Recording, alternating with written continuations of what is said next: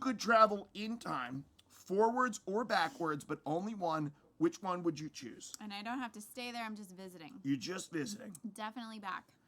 Is it just because of the predictability factor?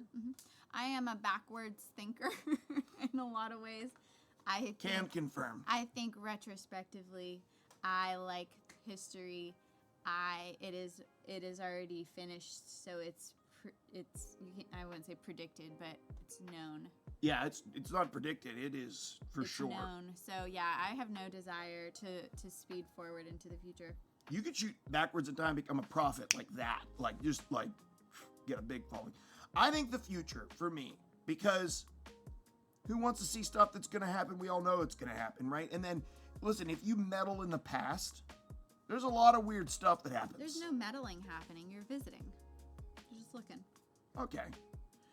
But here's the thing. Let me ask you this, because I think we need to balance the unpredictability, because the future, no one knows what's going to happen. So you don't, you might show up in getting ready to colonize Mars with Elon Musk. You might show up in Mad Max. You never know, right? You never know. So, but let's make backwards a little more unpredictable too. So you can't pick when you're going to go back. You jump in the time machine. It's like a lotto. It just comes up with a year and boom, you're back there. I'd be excited. Would you rather go randomly back in time or randomly forward in time? Randomly back in time. 100%, 1,000,000%. I'm actually laughing right now because of how, remember that time where I made you watch probably 5 different documentaries on King Tut? Like back to back, Yeah. guys. Back to back to back.